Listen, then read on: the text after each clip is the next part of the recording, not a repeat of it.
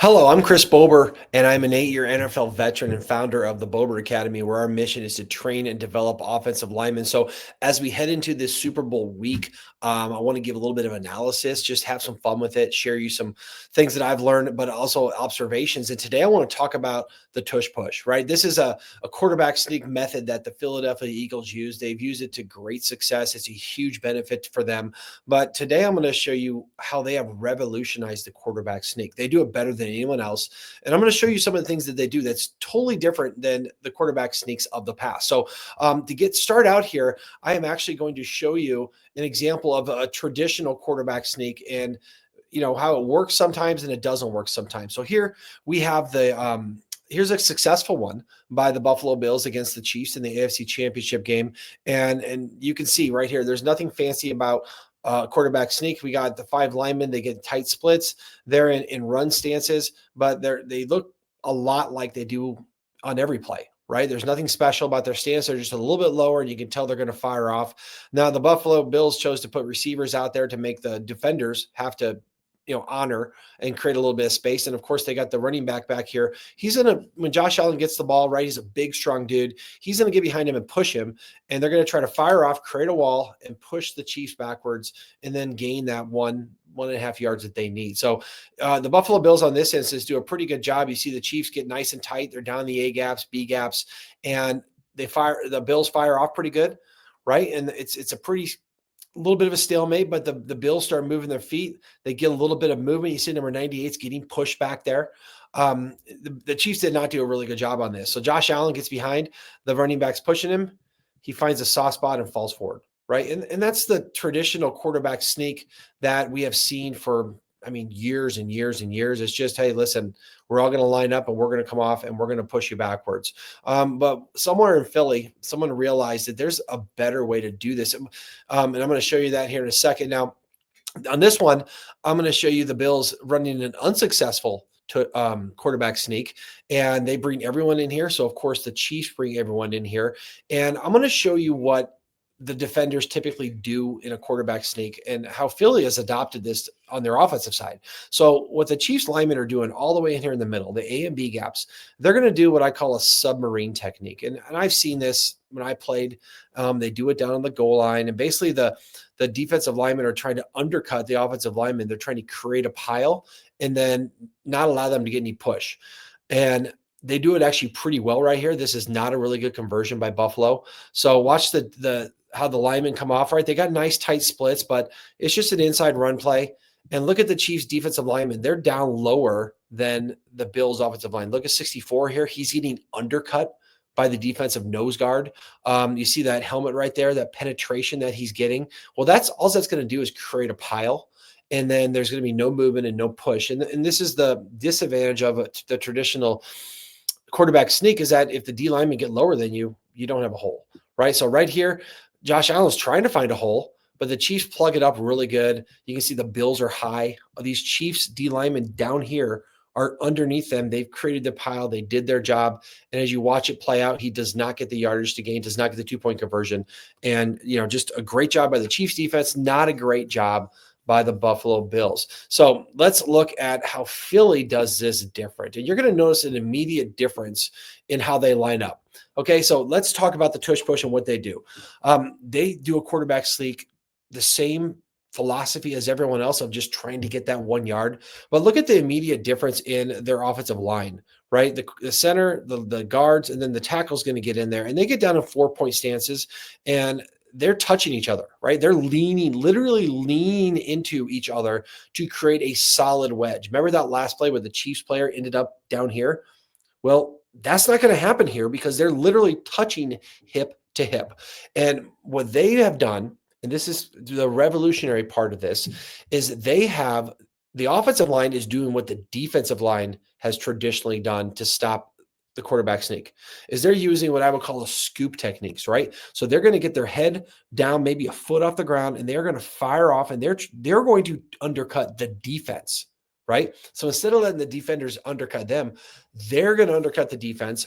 They're going to fire their feet, and they're basically going to lay out, and they're going to take these guys, go right at their knees, and all the defenders can do is get pushed back, right? And what happens is, and we'll let this play out here just a little bit because this is the back view. We'll get to the side view. You see how tight those guys are? They're literally touching. And look at it from the side. Look how low they are.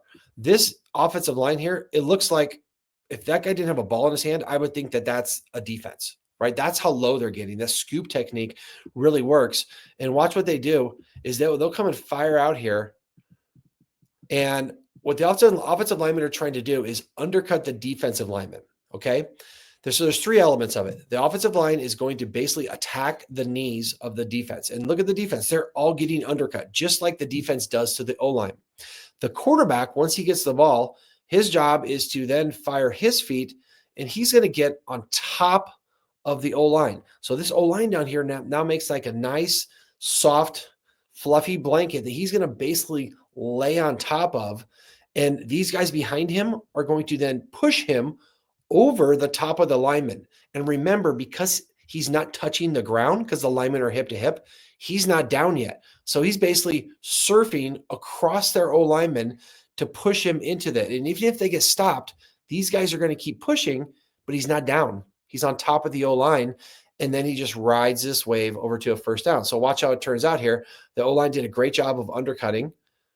The quarterback is going to surf on top. Look, they have him stopped, but he's not down, right? So the guys behind him are pushing. Remember, when Jalen Hurts is on top here, his feet are on the ground, so he has no control, but the guys behind him push, and watch what they do.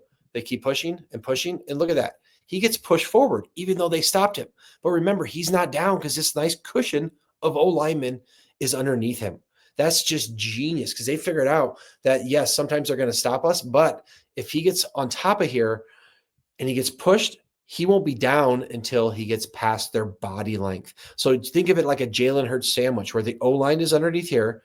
Jalen Hurts is on top of in the middle, and the defense is then all they can do because they're getting undercut. All they can do is fall on top of him, right? But remember, these guys, if they do their job pushing, they'll slide him right over. He's like surfing right on top of the O-lineman. Again, it's amazing how effective this is. Okay, so there's one example right there. We'll go back here and look at another example. They're down the goal line. I mean, look how low. They're a head below the defensive lineman, right? And what are you going to do as defensive lineman? You can't get lower than that. So they're literally going to undercut them. You'll see Jalen Hurts fall on top, and these guys are going to push him right over. This is another successful attempt. Look at that. Look at where the O-linemen end up. They end up, if the ball snapped at the 1 yard line, they end up a yard or two in the end zone. So they're getting 3 yards here. And all the defense can do, look at that. He's just getting undercut. There's nothing you can do as long as Jalen Hurts gets down low and doesn't get too high. He's just going to surf right on top of the O-line right here. Look at that. Look how far he ends up. Like they got that really easy. All right, we'll get past that. Let's look at it from the top, right? This is a great example. Look how low these linemen here. Now, the center can't get super low because he has to snap the ball. But because they're hip to hip here, these guys are basically going to lunge and fire their feet, and they're going to end up all the way up here. And Jalen Hurts is just going to surf on top of them and ride the very cushy wave of offensive linemen and just get pushed into the end zone. It's a brilliant use of the rules. Just a great job right there. Of course, we got a little fight here, but look how far they end up in the end zone. Great job. Okay. Now let's talk about, I think the Washington Commanders actually did a pretty good job of showing the league actually how to stop this play. And Philly just kept doing it, right? They're doing it on first down. They're probably going to run this 4 plays in a row if they have to. But Washington showed how to stop it. So these guys right here they're going to get their 2 or 3 yards. They're going to undercut you. The only way to stop this is to catch the quarterback from the side and beat the pushers to him, right? And you'll see on this play, right? They actually, right here, the O-line did as good a job as they've done. Now, this guy's a little high. You can see him. He's not down low like the other ones. And Jalen Hurts, I believe here, kind of fumbled the ball. But the defender, they catch him from the side. This guy comes all the way from the edge, and he gets between the pushers and the quarterback, and he grabs him. And at that point, he can't surf on top of the O-line. So this is a successful attempt.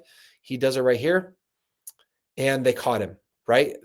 And the pushers did a bad job here. These guys got to get in there, and there's no way this guy from the edge should beat him to get behind him. But they did a good job here. But lo and behold, it's 1st and goal from the 2. In order for Washington to do that, they actually jumped off sides. Okay. So this is that kind of comical series of events that happened? If you remember it, watch. We'll get to second down here. They got a flag. Okay. Now they're going to do it again. Okay. This time, Washington does another really good job. They legitimately stop them from getting the yardage needed. You look, the O-line fires out good.